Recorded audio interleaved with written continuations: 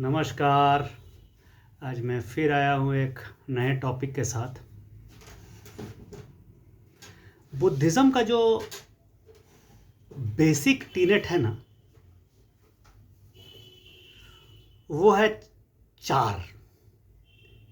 वो कहते हैं कि देयर इज सफरिंग, सफरिंग है।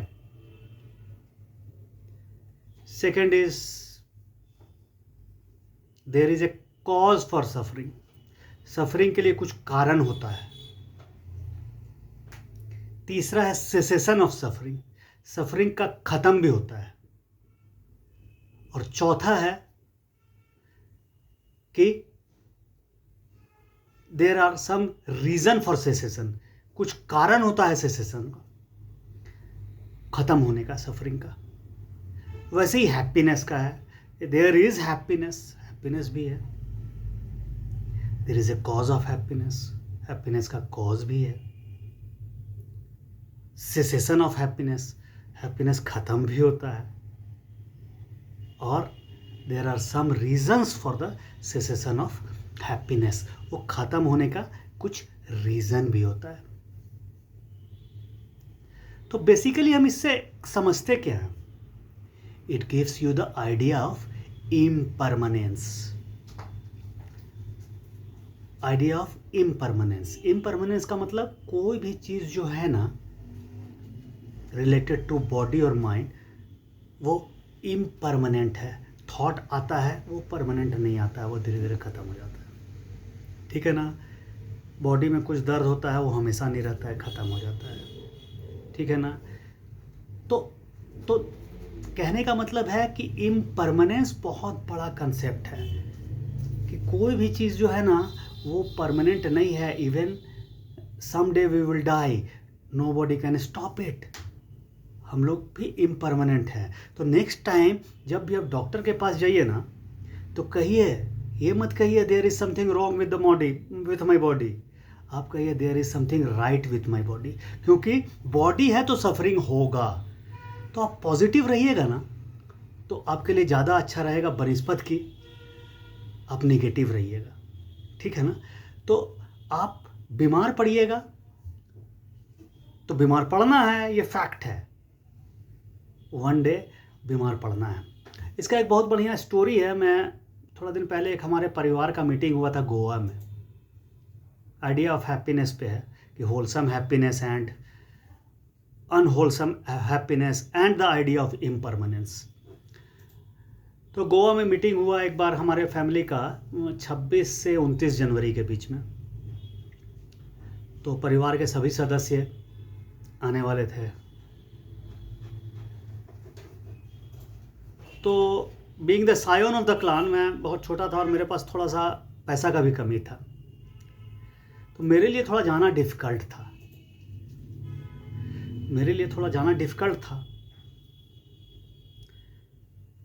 तो होता क्या है ना कि some member in the group felt this, they had some compassion. उनके दिमाग में आया क्यों ना इनको ट्रिप को स्पॉन्सर कर दें। तो अब क्या था कि उसमें से एक बोला कि इफ़ यू डोंट माइंड, हम आपका ट्रिप को स्पॉन्सर कर दे तो आपको बुरा लगेगा क्या? तो शुरू में हमको बहुत सारा थॉट आया, क्या पता क्या सोचेगा क्या नहीं सोचेगा, बहुत तरह का थॉट आया। फिर एक भैया थे, वो भी फ़ोन किए कि मेरी बेटी ऐसा चाह रही है कि तुम आओ। तो एनीवे, मैं नाम नहीं लेना चाहता हूँ। तो 3 लोग मिलकर मेरा ट्रिप को स्पॉन्सर किया। नाउ यहाँ पे मैं जो कंसेप्ट समझाना चाहता हूँ ये है कि बीइंग द, यहाँ पे क्या आया? ये जेनरोसिटी आया। जेनरोसिटी कहाँ से आता है? जेनरोसिटी जो है ना, बुद्धिज़्म का जो 12 पारामीस है ना, उसमें से सबसे हाईएस्ट है। Second is virtue, right? तो जेनरोसिटी कैसे आया? आउट ऑफ कंपैशन आया। उनको लगा कि शायद इसको फाइनेंशियल ट्रबल हो सकता है, तो थोड़ा सा अगर हम हेल्प कर दे तो कोई प्रॉब्लम नहीं है।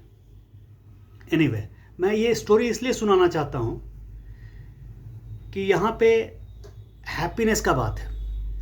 नॉन सेल्फ, बहुत बड़ा कंसेप्ट यहाँ इन्वॉल्व हो रहा है। Non self, detachment, happiness and impermanence, जो बेसिक कंसेप्ट है ना, वो चारों इन्वॉल्व हो रहा है। कैसे, मैं उसके बारे में बोलना चाहता हूँ कि हम लोग लाइफ में बहुत कुछ अर्न करते हैं। बहुत लोग स्टडी से बहुत कुछ अर्न करता है, बहुत सारा डिग्री, पैसा अर्न करते हैं। हम लोग अपने लाइफ में फैमिली अर्न करते हैं, बाल बच्चा होता है। तो आइडिया ऑफ डिटैचमेंट कैसे हो सकता है?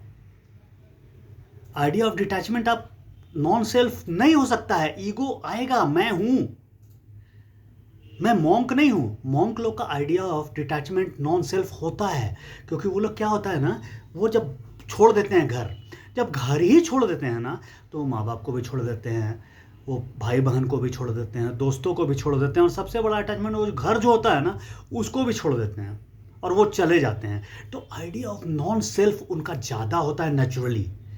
बीइंग अ फैमिली मैन आपका नॉन सेल्फ नहीं हो सकता है, आपका अटैचमेंट रहेगा ही, ठीक है ना। तो नॉन सेल्फ को अगर थोड़ा सा भी हम लोग गेन कर लेते हैं ना, तो बहुत है। बुद्धिज़्म वगैरह में तो जो मॉन्क अपने कुटिया में रहते हैं ना, कुटिया भी चेंज होता रहता है, क्योंकि अगर वो सेम कुटिया में रहेंगे तो उस कुटिया से प्यार हो जाएगा उनको। तो एवरी 6 मंथ्स 7 मंथ्स उनको कुटिया भी चेंज कर देता है। उनका जो आर्म्स के लिए, आर्म्स राउंड के लिए जो बाउल होता है ना, वो भी चेंज कर दिया जाता है कि कहीं उससे भी ना अटैचमेंट हो जाए। तो अटैचमेंट एक ऐसा चीज़ है ना जिसको डिटैच नहीं कर सकते हम, क्योंकि लाइफ में जनरल आदमी कोई भी है ना, बहुत कुछ अर्न करता है बहुत मेहनत से। उसमें सबसे इंपॉर्टेंट अर्निंग जो आज के डेट में है वो पैसा है। पैसा से डिटैच होना ना उस सबके बस का बात नहीं होता है। वो ऐसा चीज है ना कि आप किसी के लिए कर रहे हैं ना, तो आप हैप्पी नहीं होइएगा करने से ना, तो आप नहीं कर पाइएगा। तो फिर हमको लगा कि ठीक है, बहुत सोचने के बाद हमको लगा कि नहीं, ये जो वो लोग बोल रहा है ना, इसको हमको ले लेना चाहिए। वाई? वो हमको टिकट भेज दिया, हमारा होटल का खर्चा दे दिया, क्यों? तो आई थॉट कि उनको इससे हैप्पीनेस मिला। अगर हम नहीं लेंगे ना ये चीज़, तो उनका हैप्पीनेस को कर्व करेंगे हम। उनको अगर हैप्पीनेस नहीं मिलता तो वो ये स्पॉन्सर करते ही नहीं। सेकेंडली, दूसरा है आइडिया ऑफ डिटैचमेंट। वो जब स्पॉन्सर कर रहे हैं तो वो अपने मनी से अपने आप को डिटैच कर रहे हैं, तो थोड़ा बहुत आइडिया ऑफ डिटैचमेंट आ रहा है। तो आइडिया ऑफ डिटैचमेंट से ना दोनों चीज़ आ रहा है। अब आइडिया ऑफ डिटैचमेंट से ना एक सौरो आता है, वो अनहोलसम सौरो है। वो थोड़ा देर के लिए दुखित होता है, आपके अरे यार 20,000 रुपया मेरा खर्चा हो गया, वो थोड़ा देर के लिए दुखी होता है। लेकिन जो हैप्पीनेस है ना, वो परमानेंट है। वो जब भी मेरे से मिलेंगे ना, तो उनको दिल में एक हैप्पीनेस आएगा टिल दे डाई। वो आइडिया ऑफ परमानेंस है, तो वो होलसम हैप्पीनेस है। तो सौरो तो अनहोलसम था, थोड़ा देर के लिए उनको सौरो हुआ कि पैसा से वो डिटैच हुए, लेकिन वो जब भी मेरे से मिलेंगे ना लाइफ में, तो उनको आइडिया ऑफ हैप्पीनेस आएगा। वो लगेगा कि यार बहुत अच्छा काम किया हम, क्योंकि वो अगर अनहैप्पी रहते तो वो काम करते ही नहीं।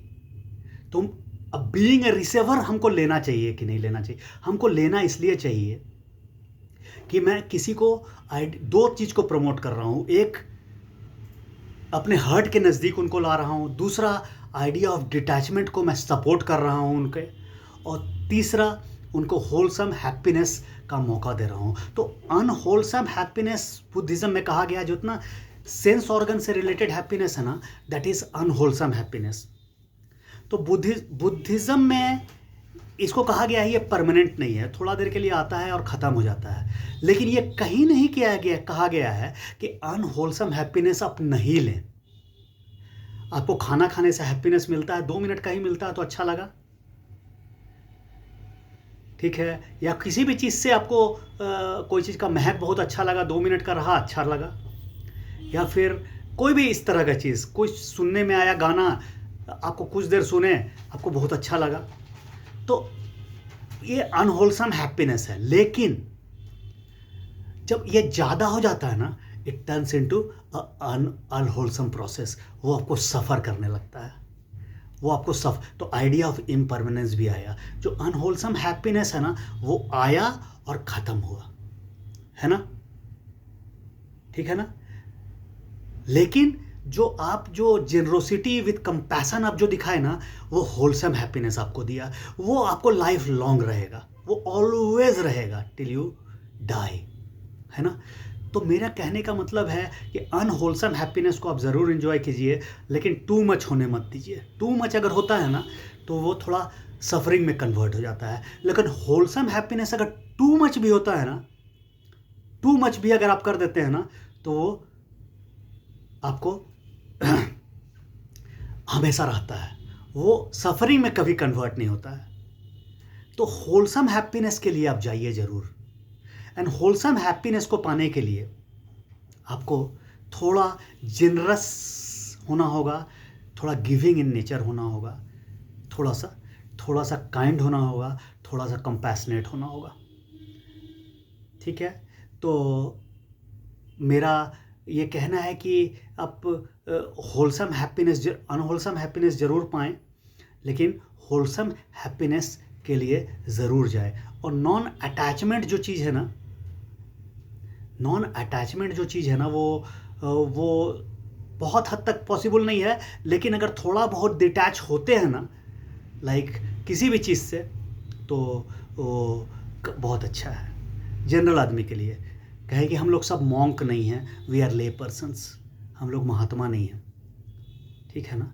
तो मैं इतना ही के साथ अपने वाणी को लगाम देता हूँ। धन्यवाद।